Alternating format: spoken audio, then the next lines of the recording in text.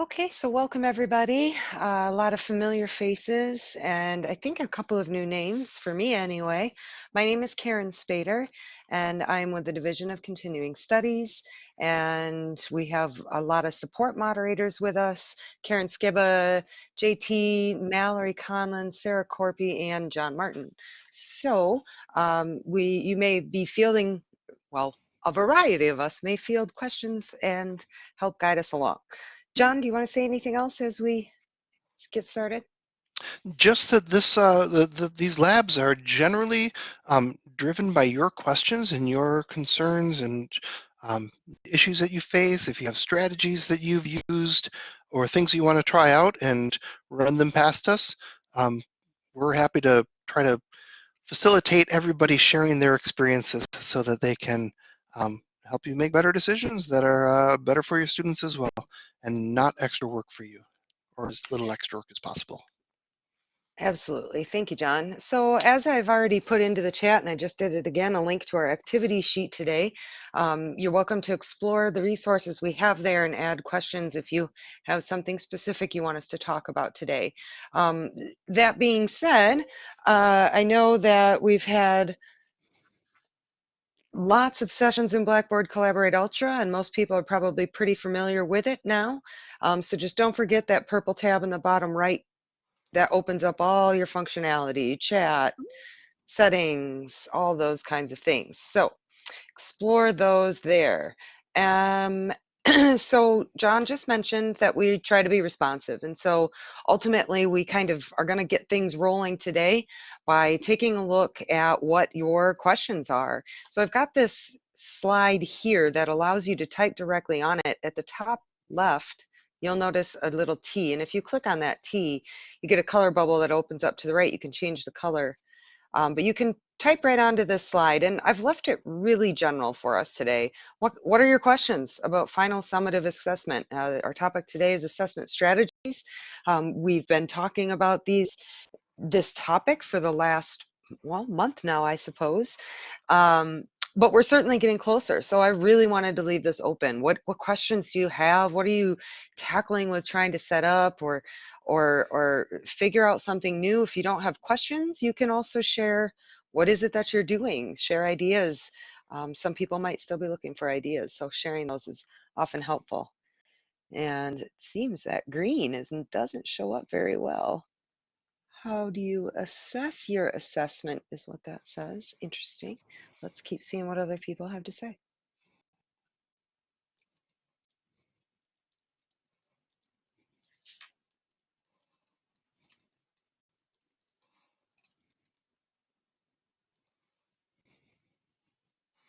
Making it less stressful for students. Great question.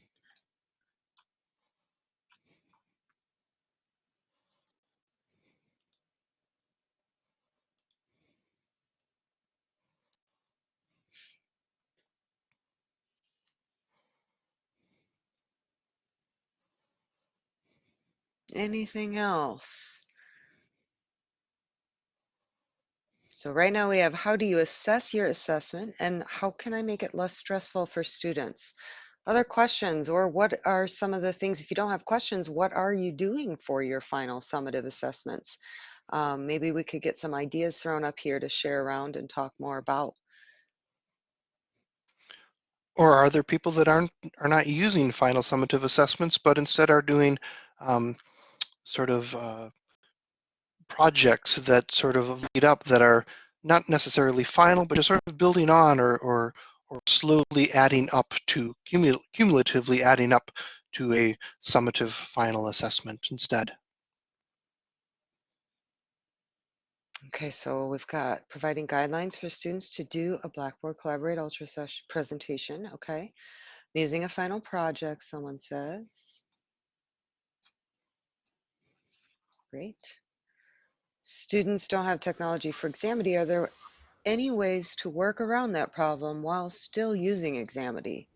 We'll have to get maybe some clarification on that. How to ensure that assessment is fair. That's definitely a big question, regardless of regardless of our situation. All right, getting some ideas on here. Okay, well, let's start by seeing if we can find, oh, someone posted something else there. I'd like to learn about Examity. I plan to use it for my summer course. Is it free for students? Okay, we've got people on the line who can address these Examity questions. I'm gonna move those kind of down here. Examity, okay. All right. All right, well, let's start trying to find a pattern in here. Um, let's start by thinking about providing guidelines for students to do a Blackboard Collaborate Ultra session or presentation. I keep saying session, sorry, that rolls off the tongue easily now. um, so for this one, I guess there's a couple of questions that I would have to follow this out. First is the word guidelines. So is this referencing best practices kind of thing, or more of a how-to situation? Like, how do you enter Blackboard Collaborate? How do you upload files? How do you turn your microphone on? Those kinds of things. Or uh, also, is it going to be individual students setting them up? Is it going to be a live session with everybody where you're just going to be switching people who are presenting? So there's a lot of questions there. If the person who wrote that, would you like to discuss that in more detail?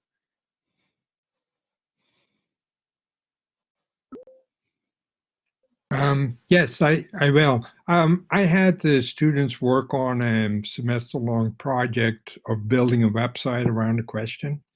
Mhm, And so, I'm just looking, like, so they've been working on this as members of a team. And so each team will have like a 10-minute presentation time and a 5-minute for discussion. And so so one thing that I noticed myself in terms of presentation in the Blackboard form, time seems to run faster than you think it does.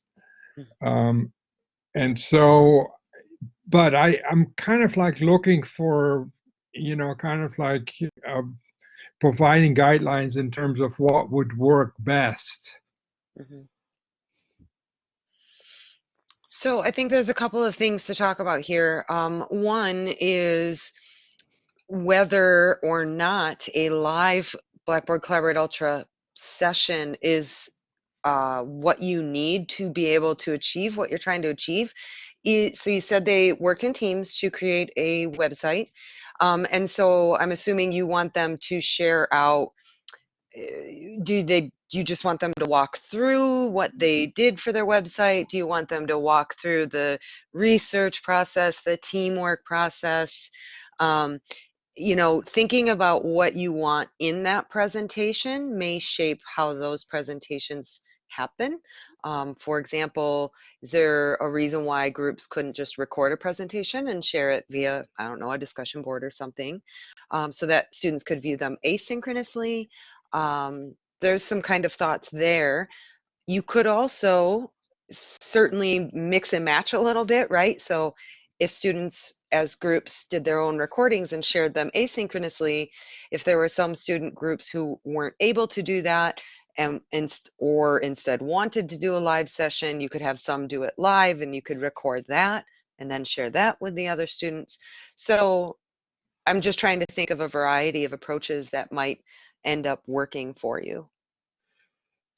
Yeah, thank you. I wanted to keep it synchronously and live Sure. because I mean that's kind of like what I've been trying to promote this entire semester. Okay. And so the only requirement I wanted to put on the format of the presentation is kind of like a brief, very brief introduction, about the objective of what the website is aiming at and what the audience would be. And then at the end, a really brief um, a conclusion statement. Mhm. But for the rest, in between, it would be kind of like flexible and up to the individual teams to fill it in. But like one thing I'm worried about is that the time is relatively short, and so Right. like so what I mean, are there any is there any advice that I should give to students, to be able to, fill up a 15-minute session like that? Right, right.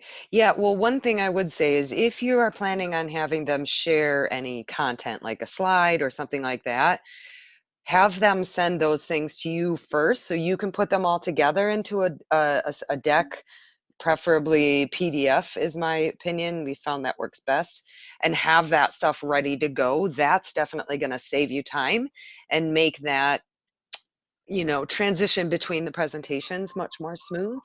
I see Karen Skiba put in the chat. There is a reference there for you, a resource. Sarah Corpy also said students record final presentation, do a live Q&A. That's a great idea. I was also thinking you had mentioned like asking questions and things. Maybe they share their website address that they created with the rest of the class before the session, and everybody, I don't know, groups are assigned 2 groups to bring questions for or something like that. John? I think that one of the things that's awesome about this is, like, so Peter, I think in your class you've got a small enough group that and they're used to interacting with each other. They've already built this sort of cohort feel to it, and they've been working together, so they know each other very well in the small groups as well. And I think that the way that an instructor can handle this differs according to the type of class that they have, the size of the class for sure. I'd imagine that if you had a very large class and you had group projects, having that live presentation would be really tricky and maybe not right, because you spend so much time synchronously, and any time that you spend synchronous are opportunities for technology failures, bandwidth dropouts, et cetera, et cetera. So a lot of those things can come into play there, and in which case Sarah's idea of having them record the final presentation, that's great because they can do that on their computer with their own technology. They don't have to rely on the internet for a lot of that, and then the students can get to it and watch it on their own as well. And then just have a live Q&A. And for that, they don't need to have video. They can just actually have it. I mean, it could be a live synchronous Q&A, or it could be a back and forth asynchronous Q&A. It could be audio. It could be audio video, depending on, again, the mix of your class and how big it is and such. Yeah, thank you. These are really great suggestions. It's really helpful. Thank you. Sure. And I was thinking too, as John was talking and I was looking back at the slide, I think this speaks a little bit to the question, how can I make it less stressful for students as well? And the more options that we give students to achieve what it is we're asking them to achieve is really going to lower that stress level. If all you can do is present a live lecture, sharing your screen and video at one particular time, and it's do or die, that's going to skyrocket the stress for students. But if they know they have that live option, they could just do it recording, they could just leave comments for their peers asynchronously, all of those options are available, that's definitely going to lower that stress, especially for a big summative project. And doing the asynchronous or doing the recording gives them a chance to work through on their own time what are my technical issues, because we always get the ones that we don't anticipate. But if we are able to get those in a time that we have enough time to sort of fix them and work through them, that's better. Great. Good question. Great. Should we, let's see here. I'm seeing a pattern a little bit. I guess I started talking about less stressful for students. What other thoughts do people have about making finals, we'll just use as a very general term, less stressful for students during this time? Can we jump over to the tips and go through that, and maybe that'll spark some some of the things. So I'll share the activity sheet here. Oh, wait, here, hold on one sec. Oh, you're doing a screen share. Okay. Good. Yeah, I did. Go ahead. Awesome.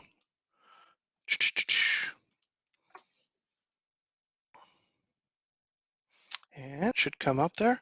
All right. The link to this activity sheet, and again, it's a thing that you should all be able to access.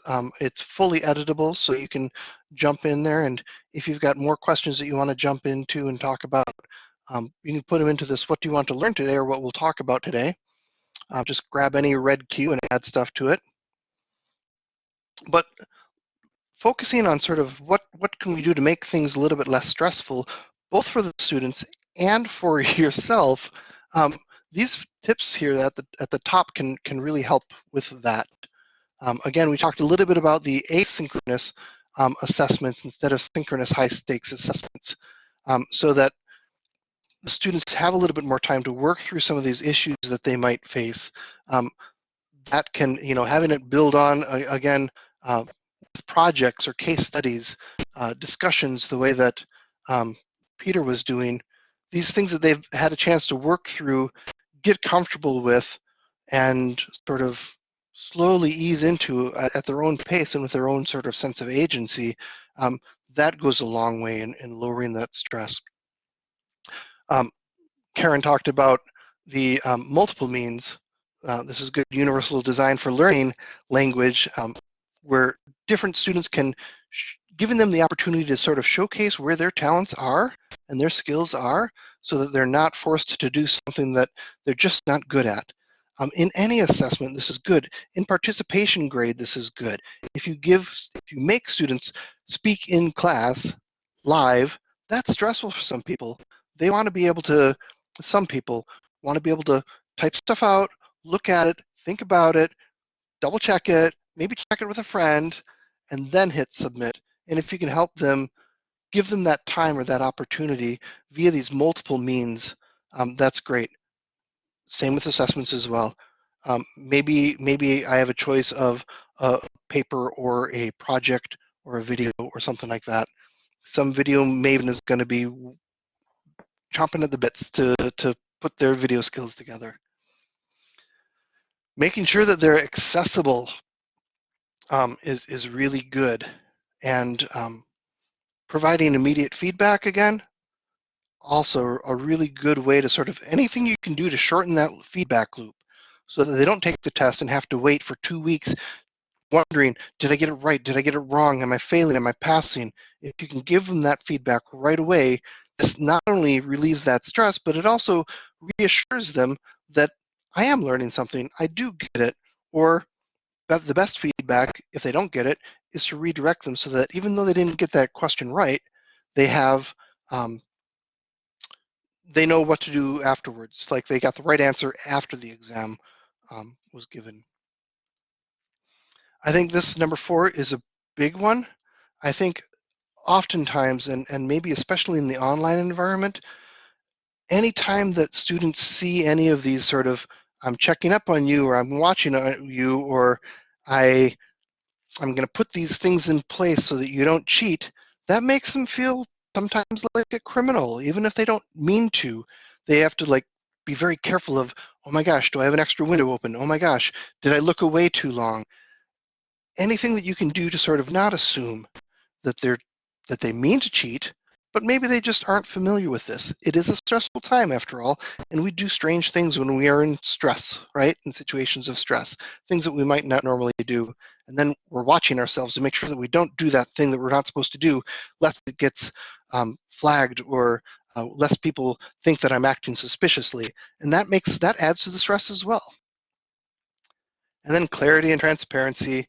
Anytime that students can go in ahead of time, knowing exactly what is expected of them and understanding that. So not just in your language, but your language, where you go in and you ask them, do you understand? Are you getting it? Is this making sense to you? So it can't just make sense to you as the instructor. You've got to make sure that it makes sense to the students as well. And somebody highlighted Turnitin as well. Excellent. That is another one. Again, frame it as helping them to learn proper source attribution rather than I'm checking to see if you're plagiarizing because I don't believe you or I don't trust you. That sense of trust between instructor and student is really important, and it goes a long way in helping them be successful. Any thoughts on these 5? Any ones that we've missed, a 6th or a 7th that people have?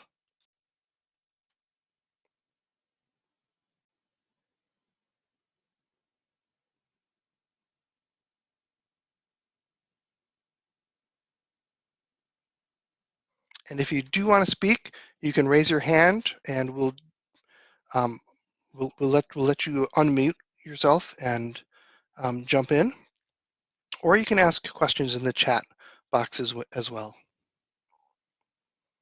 All right. Shall we move down to the questions? I think Karen? so. All right. So we had that initial slide, and is that pasted on the bottom of the activity sheet now? It is, yes. All right, at the very bottom, I'm sorry if I get you dizzy by going by too fast. We had these added. Survive the semester, figure out how to give 90-minute exam in chunks. That's a really good one as well. Actually, this was That was a couple. last time's assessment one, wasn't it? More. Yes, from the 4-7. So those are some questions that might prompt things that you want to talk about today, and then the ones we have from today are below that. So if any of those prompt you to think about some other questions that you have, let's dig into some of those questions. I want to also point out that above this, we've got questions from past active teaching labs that we've had, or virtual labs. So breaking the exams into smaller pieces is a good way to reduce stress and to sort of minimize the amounts of issues that they have, because if you have 5 quizzes instead of a single high stakes exam, if one of the quizzes, the internet is out for that, that's easier to fix than if the internet is out for the 90-minute high stakes exam, right? So if you see any of these and you say, let's talk a little bit more about that, go ahead and add a plus in front of it, just as I did here. And we'll try to catch that and talk about it. Otherwise, at the top of the stage, and I'm going to zip past here again, we've got 3 questions here already, or 2 questions here already. And again, if you see one that you like, go ahead and add a plus beforehand, and we'll make sure that we talk about it. So I think maybe we should take the first one, number 2, because that was also posted a couple of times on the whiteboard. So, and I know we have some, Great resources here today. yes, we've got great resources on the line with us. So I'm going to just remind us of what was written below. This one person said, I'd like to learn about Examity. I plan to use it for my summer course. Is it free for students? And the other one asked about if some students don't have technology, are there ways to work around that problem while still using Examity? So I don't know if we could maybe incorporate. Mallory, would you like to? Hey, yeah, I can jump in on some of these questions. So Examity is free to use for students as long as you are a 4-credit course, so you're not in a non-credit environment. You can use Examity. We're just requesting that everybody who wants to use Examity reaches out to the instructional continuity email, which is instructionalcontinuity@provost.wisc.edu. And that's especially important because I don't know if you've seen official communications that have gone out about it or perhaps heard through the grapevine, but we've been doing some piloting with Examity and have run into some pretty substantial support issues as well as some technical issues with the tool. So we want to make sure that anybody who does want to use Examity is properly supported. And to do that, please reach out to the instructional continuity email so we can make sure that we're able to support you and that Examity is able to support you in the best way possible. So yes, free to use, but please, please, please reach out to the instructional continuity email. The other question about technology, so that's a really great question and something that we're running into a lot because students didn't go into the semester necessarily prepared for having to take exams online. Examity does require that students have a laptop computer. They could use a desktop as well, but they can't use tablets or their phones to complete exams using Examity. And they also have to use Google Chrome as their browser. It requires a web extension in Google Chrome in order to use, so the student has to be able to use Google Chrome. Additionally, they also need to have a webcam that works and a microphone that works on their computer, so that the AI that Examity uses can monitor them in the way that it's supposed to. And they also need to have stable internet access. It's 2 megabits per second, if that means anything to anybody. But they do have a minimum speed requirement for using Examity. And the good thing is, even though this sounds like a lot of things that the students need to have, Examity provides sort of like a check before each exam, so that students can go through the system's requirements, and it verifies that they have everything they need to take the exam before they actually get started. Unfortunately, if the student doesn't meet any of the requirements, they will not be able to take the exam using Examity. So there's not really a way to work around those technical requirements if the students don't have one of them. We are recommending that instructors have an alternate method for those students to take the exam, and in most cases, that's just providing an unproctored exam for those students. That's another reason that it's especially important to reach out to the instructional continuity email. And that's because we want to be able to work with instructors to be able to provide them with a solid plan, to get that solid plan in place, just in case their students run into technical issues that they need to have the exam provided to them in some other way. And I see that JT has a question, which is, what's the purpose of the webcam? So just a little background on how Examity actually works.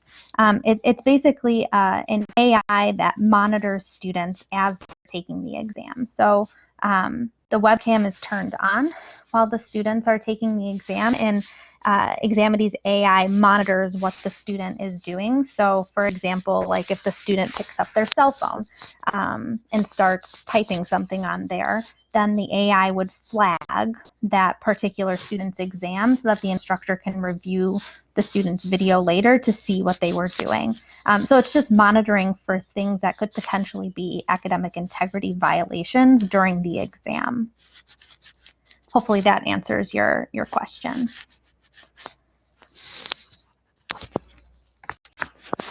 And Mallory, just to follow up on that, thank you for that information. I'm wondering if it's within any sort of explanation materials to students that maybe they should take the exam if it's on a laptop in a room with no distractions against a blank wall.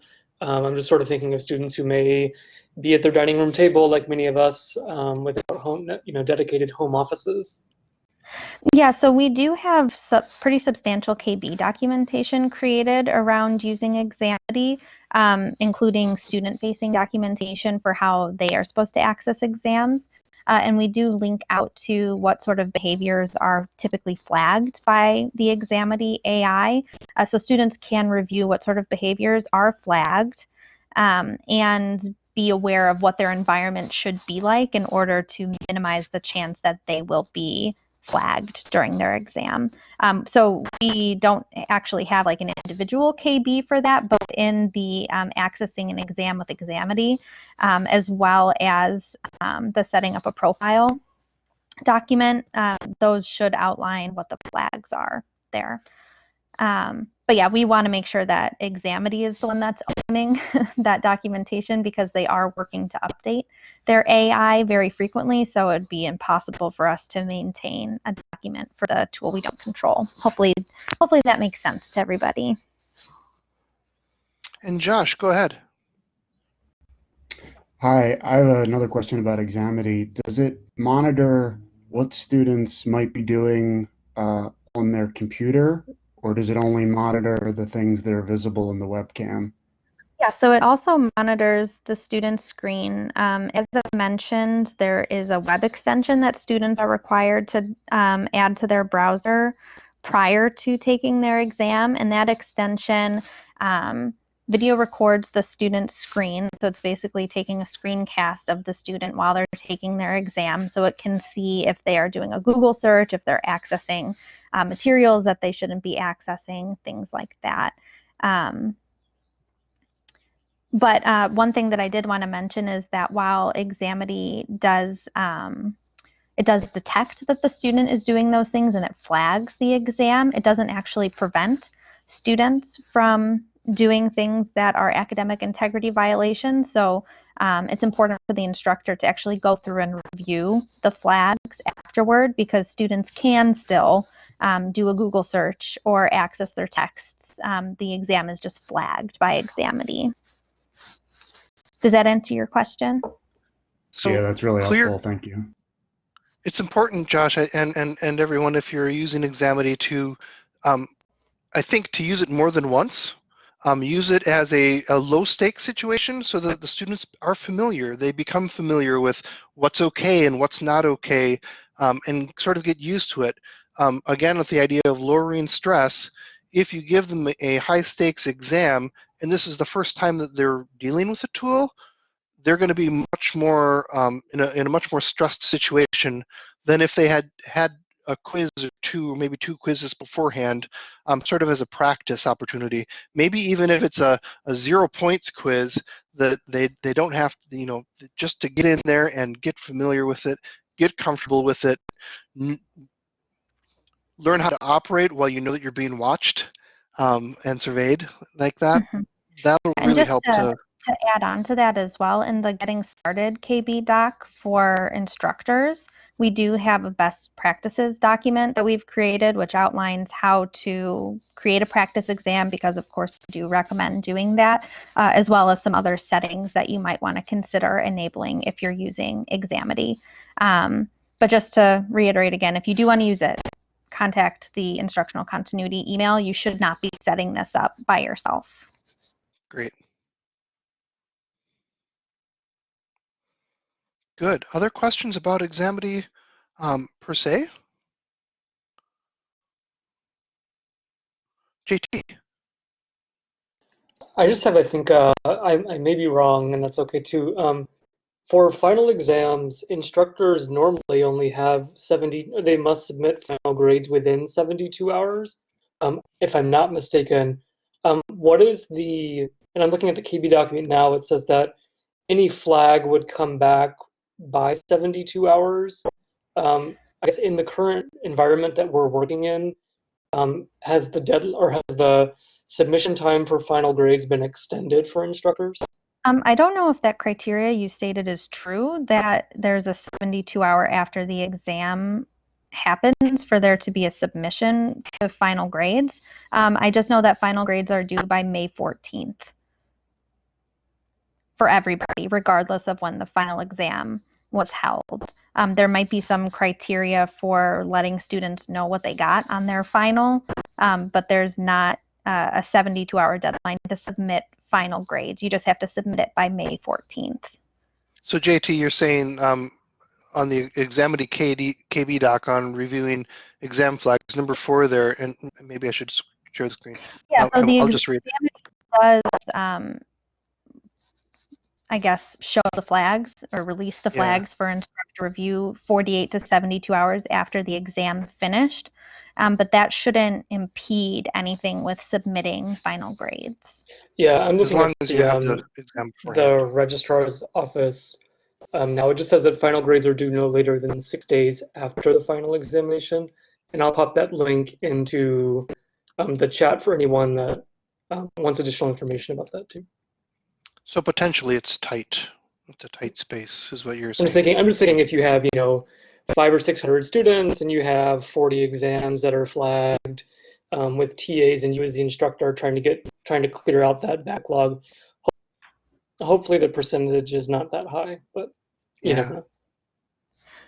Yeah, it's definitely something to consider, and we are, when we're working with instructors, reiterating to them that reviewing the flags can take a substantial amount of time.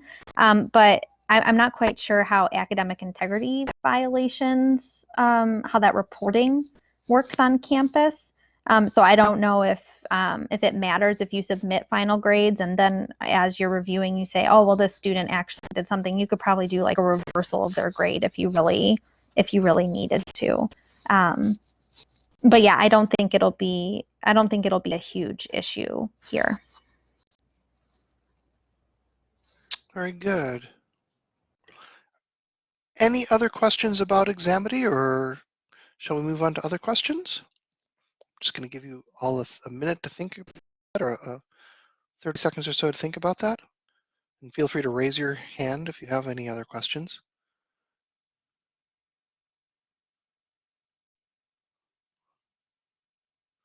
We have people who have used the Examity before.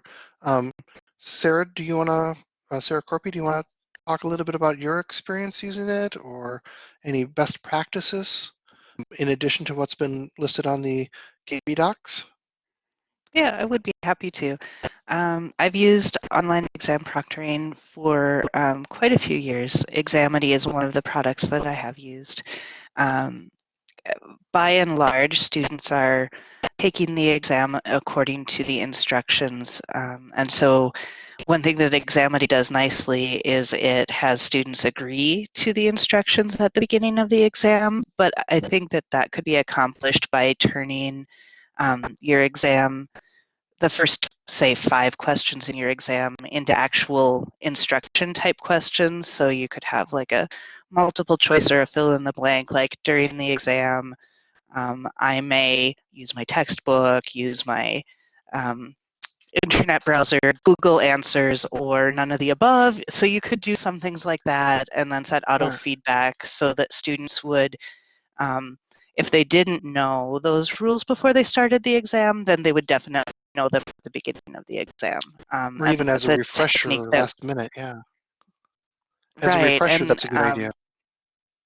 And it could be, like some bonus points for them or something like that. Usually students skip over instructions because they're so stressed about getting to the exam. So if they're actually doing something active with the instructions, then that can help them recall what the rules of the exam are. And I've noticed that that really cuts down on any academic misconduct, because most of the time it's really not intentional. It's just students on their computer engaging in behavior that they usually engage in on their computer, and then, oops, I wasn't supposed to do that.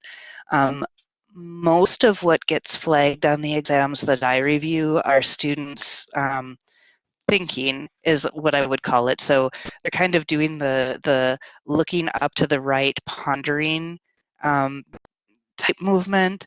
The other thing that gets flagged quite a bit is if you allow scratch paper to be used on your exam and the students are writing on the scratch paper, most students will bow their heads while they're writing, and so again, looking away from the screen, and that gets flagged. So the reviewing of flagged exams usually takes a significant amount of time, and usually the flags are not related to academic misconduct in my experience. Sarah, as you have taken and worked through many of the different online proctoring programs, have you have what you review, because as an instructor you're given a choice to review different exams, do you have some sort of a like a rubric of anything that's flagged for X, Y, or Z I will definitely look at, but if it's flagged for, I don't know, PQR, then maybe I will or maybe I won't? Is there any practices that have sort of evolved for you in deciding which ones you need to look at? In my position, I work with the Independent Learning Program, and I actually review all flagged exams for all courses that are taught by folks on my instructional team, so that so enrollment is fairly low, and students complete the courses at their own pace. And so to have each individual instructor review the exam, like they might only review 3 exams a year, and so that would be a heavy lift on their part. So I do all of that review. I do review every flagged exam myself, but Examity does a pretty good job of sort of the different flag colors. And so if it's no flags, then I won't really look at it. If it's I forget what colors Examity uses. If it's, maybe it's yellow or something like that, I'll review it. If it's red, I'm looking at it with a magnifying glass and a fine-toothed comb. Okay. Yeah. So it's more about the degree of review that I do. I might spend less time on things that aren't red, but I'll still notice, or they'll say, student looking away from a screen, and it happens, 5 times throughout the exam. So I'll look carefully at 1 or 2 of them, and if it's the same position or the same looking, then um, I don't really find that concerning the majority of the time. Okay. And a question for, I don't know, Regina or Mallory, I guess. With graders, if we had teaching assistants as graders, are they allowed to go in and look at the flags, or is that something that the instructor themselves needs to do individually? So TAs should be able to have teacher access in Examity, so they would be able to go in and review the flags for the instructor, although I would recommend that the instructor review anything that the TAs point out as being academic integrity. Don't just let the TA Multiple eyes. escalate those sorts of things. Yeah, have several sets of eyes on them. Very good. Okay. If there are no other questions about Examity then, or other points that anybody wants to bring up, let's check out the number 3. How do you assess your assessment? Wait, did we talk about that? No, we didn't, but I continue to sit with nothing to Okay. offer aside from, like actual statistics of I can't even think of the right tests right now to evaluate something like multiple choices. But I feel like for me, when I would think about how my assessments were working, I would just really kind of ask myself, am I getting what I expected I was going to get? And so this is beyond a test. But in any kind of project or paper that I would have, I would, if it seemed to a majority of students miss the mark, or if there was some major common pattern that I was seeing going wrong or going right for that matter, those would be the big things that stood out to me. And then the things that I would think about, okay, well, was the problem because looking back, don't feel like I addressed it well enough or provided enough learning around it for it to be successful? So that falls on my shoulders. Or is there something else entirely that I'm missing? I don't, I guess my point is to say it's hard for me to identify clear strategies that I've used. But it's one of those things where when you know when you know. Yeah, so if you see a bunch of answers and you're like, huh, yeah, they technically answered the question, but they didn't give me exactly what I wanted them to give, then yeah, that's a chance to go back and say, how can I rephrase this? I know I've given exams where I'd ask a question that was very clear to me, and they answered it in this other way, and I was like, well, I guess you could look at the question that way. So having, Mhm, again, several sets of eyes on it, including the students. mhm, Ask the students what their experience was like. Did they prepare for something entirely different, and then they got your exam and they're like, oh, this wasn't. It's kind of like this wasn't. We didn't talk about this. It's that idea. Um, but there are other options. I know, like in good survey design, one of the great things, great ending questions is, is there anything else you'd like me to know about whatever the topic is? You could use that in an exam as well, and that way the students can get a chance to say, I took I took your dumb exam, and you didn't ask me all the stuff that I know about it. So this is my chance to go in and say, also this, and then there's this aspect of it. And in some ways, that question can be a great, insightful question as to what the student experience was like, but also how the students are personalizing that learning for how they're seeing it, how it makes sense to them given their dreams and aspirations in the field, how they understand it. It gives them a little bit more agency than just taking your question as you phrase it. It gives them an opportunity to sort of tell you in their own words anything that you might have missed. So it's sort of like an essay question option, I guess. Does anyone else have thoughts on that folks on how you have gone through and changed your exams or your assessments based on previous experience?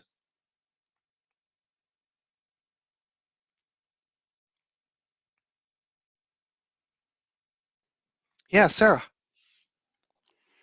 Hi, so I like to look at the learning outcomes of the class and the assessment and then what I've done in class and just make sure that those are all in alignment. Sometimes I come up with these really great assessments or really great exam questions, and then when I sit back and look at them with the course outcome and then what we did in class, they're a little bit out of alignment, and I can tweak the questions so that it aligns better with the learning outcome that I'm trying to assess and also the content that we covered in class. And that's, yeah, the idea of backwards design again, right? Start off with what are my objectives here? What are my outcomes? Then what questions will get to that? And then based on that, you can get into more details. But yeah, start off of that, the sort of the big picture of what is it exactly that I need to get out of this exam or assessment? All right. And JT wants to ask via text, what about the physical layout of the exam, paper versus online? Ooh. Yeah, go ahead, JT, if you can speak out the wood chipper. Let me know if it's way too noisy. Do a sad face.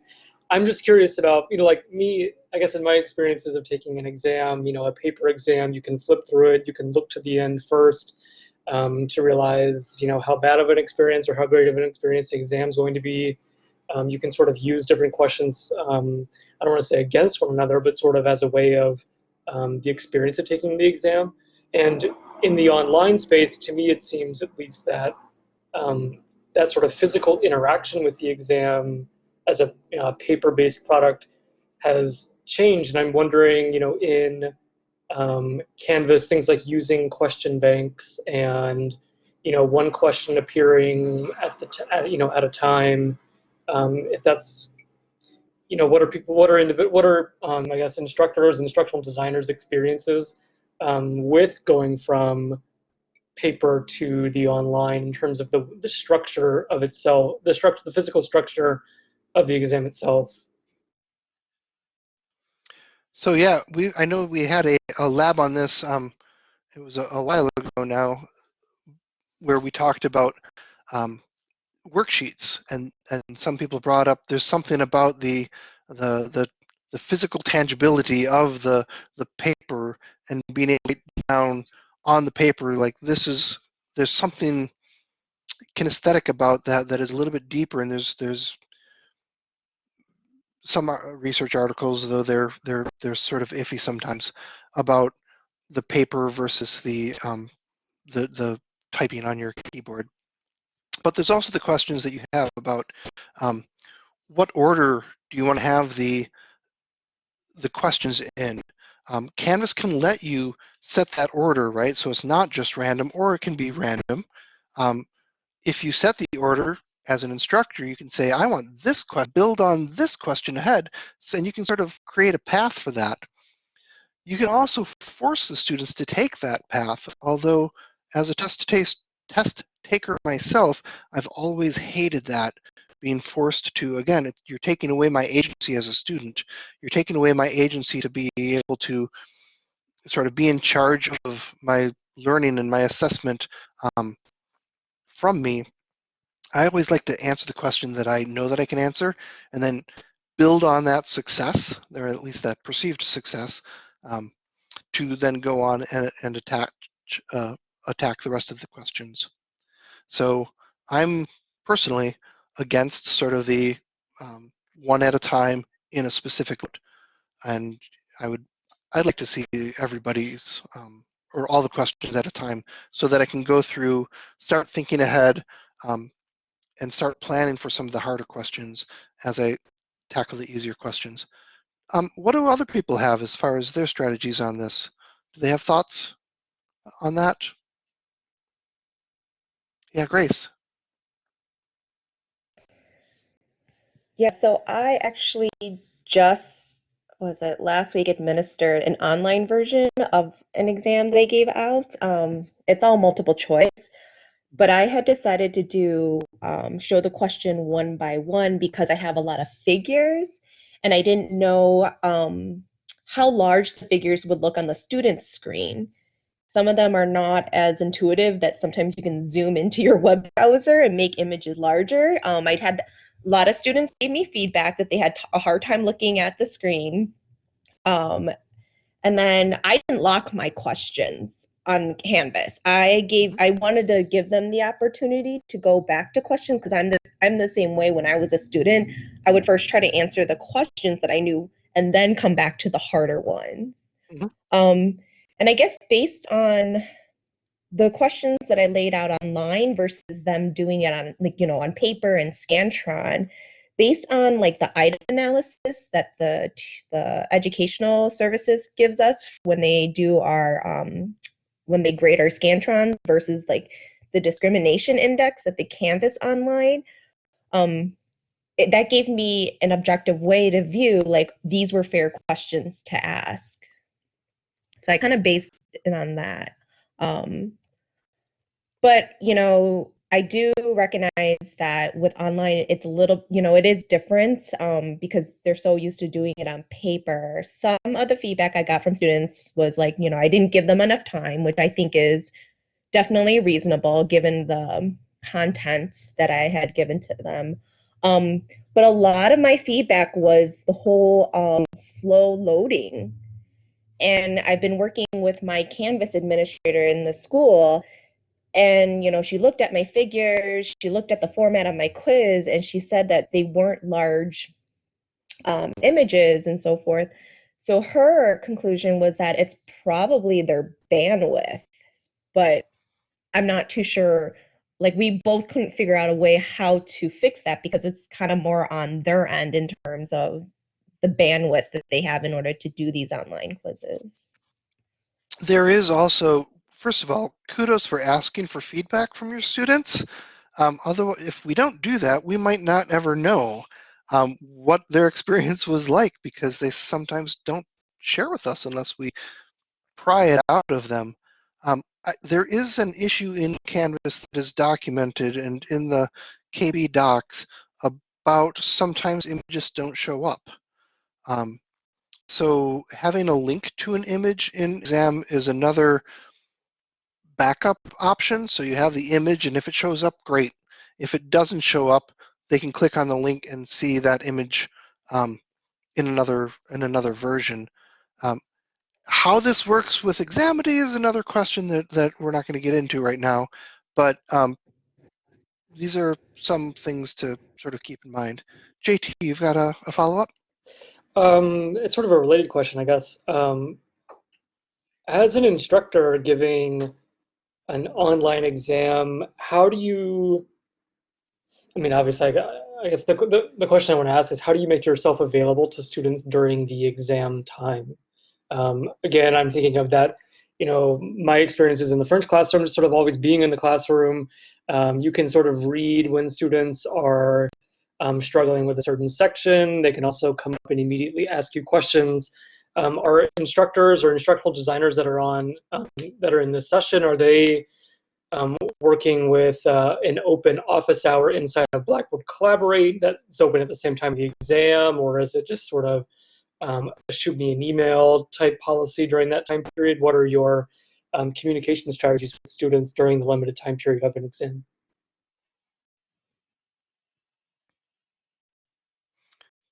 Grace, go ahead. Yeah, so I actually had thought about that when I had first administered this online quiz because a student asked me, in our paper exams, we got to ask the proctors for clarification. And so what I had done was that I have 5 TAs that help me. So all 6 of us signed into a BB Collaborate session that was dedicated during the time that all the students would be taking the quiz. But then given knowing that some of my students don't have good connection to BB Collaborate, I also told them that I would be on my email during the time as well. And that actually worked really well because I didn't realize the number of technical issues that the students were going to run into while they're quiz. So as I was dealing with the technical issues over email, my 5 TAs were covering all the questions or clarifications that students were asking in BB Collaborate. So granted, our quiz was only 20 minutes, but I personally thought it was a success, and it seemed like students really appreciated that we were around during that time. That's brilliant because well, especially for a synchronous course, but even if it's in an asynchronous sort of exam, being able for the students to know that they can reach out to you with some questions that'll help also lower the exam, the stress related to the exam. And if you think about in a face-to-face classroom, if you have a question or a problem or something doesn't make sense, you can always go up to the front of the room, right, and talk to the instructor and say, hey, I just don't understand what's happening here. And sometimes I know as an instructor, I've been in that situation where, sure enough, I wrote the question terribly, and so I had to stop and rewrite it on the fly or tell people to skip that one. Well, I just wanted to formally wrap us up since we're at the hour and try to stay mindful of everyone's time. It's easy to get into the time creep, I think, now that we're all remotely. So Yeah. I want to welcome people who need to leave to feel not guilty for leaving, and we'll stop the recording. And